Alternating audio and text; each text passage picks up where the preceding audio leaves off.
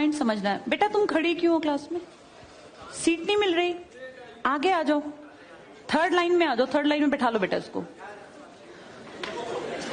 फिर तेरी बहन को जब कोई कहेगा यहाँ आके बैठ जा, फिर अच्छा लगेगा? थोड़ा लिमिट में रहना चाहिए ना। बैठ जाओ बेटा।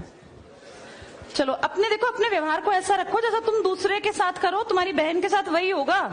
यहाँ नहीं, जहां वो कॉलेज में जाएगी वहां होगा, बस में होगा, ऑटो में होगा। समाज सबसे मिलके बनता है। तुम घटिया हो ना किसी के लिए, तो तुम्हारी बहन के लिए 100% कोई ना कोई घटिया। भगवान जो है कर्मा रिटर्न्स बैक है, ये सीधी थ्योरी है ये। और ये मैं अपने लिए भी मानती हूँ, मैं अपनी बेटी के लिए भी मानती हूँ।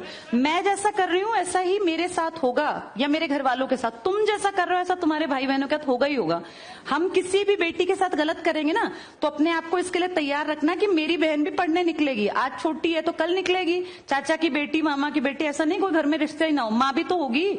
जैसा तुम कर रहे हो ऐसा तुम्हारी माँ के साथ जरूर घटित हुआ होगा। अब तुम कर रहे हो। बड़े अच्छे कई एड्स हैं, उसमें एक जवान लड़का ना सीटी बजा रहा होता है, तो उसकी माँ, देखा तुम लोगों ने वो, उसकी माँ कहती है बेटा मत कर। तुम्हारी उम्र का था वो लड़का, उसकी माँ लगा लो मेरी एज की, मुझसे 2-4 साल बड़ी होगी, क्योंकि जो बच्चे 20 के हैं उनके माँ 40-45, उनकी माँ 45 साल तक की होती है।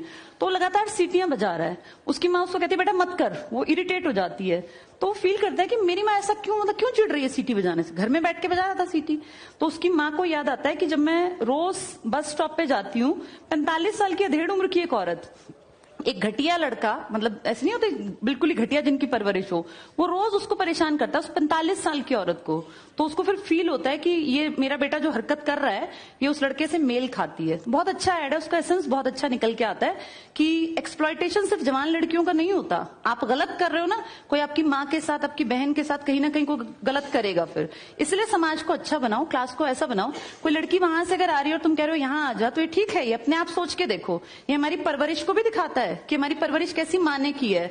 अपनी बेटियों को जितने हम संस्कार देते हैं ना, उससे ज्यादा बेटों को देने चाहिए, क्योंकि गलत करने वाले लड़के ही तो है ना, किसी के प्रति गलत कमेंट करने वाले। ये ठीक नहीं होता। इतने काबिल बनो कि कोई तुम्हारे साथ बैठना चाहे। तुम्हें ये कहना पड़ रहा है कि यहाँ के बैठो, तुम कोई वो छिछोरे 70-80 के दशक के लड़के थोड़ी ना हो, पढ़े लिखे 21वीं-22वीं सदी के लड़के बैठे हो। तुम कोई बच्चे नहीं हो। अब अपने व्यवहार को इतना अच्छा बनाओ, क्योंकि जब गलत बात बोलो ना तो ये सोच के बोलना कि मेरे घर में जो औरत है ना उसको ये सहना पड़ रहा है कहीं ना कहीं। तुम ही लोगों ने समाज बना रखा है, इसको घटिया बना लो चाहे अच्छा बनाओगे तो पूरा समाज अच्छा बन जाएगा। घटिया बनाओगे तो तुम्हारी माँ को भी 100% सुनना पड़ता होगा, क्योंकि ये कर्म है, ये किसी को नहीं छोड़ते। तुम सबको 4 दीवारी में नहीं रख पाओगे। तुम्हारी माँ को भी कहीं ना कहीं बाहर निकलना पड़ता है, चाहे वो मार्केट सब्जी लेने जाती हो, गाँव में रहते हो तो गली में तो निकलती है ना, उसको भी सुनना पड़ता होगा, क्योंकि समाज बनाने वाले तुम ही लोग हो। तो ये ध्यान रखो सबको कि भाई किसी को हमारे किसी भी कमेंट से बुरा ना लगे, और इनको अलग मत समझो। जैसे तुम्हारी बहनें ऐसी ये हैं, पसंद आना कोई अलग बात होती है, पर व्यवहार अच्छा रखना चाहिए। तुम्हारी परवरिश अच्छी माने की है, कम से कम ये दिखा के चलना। चलो ये टॉपिक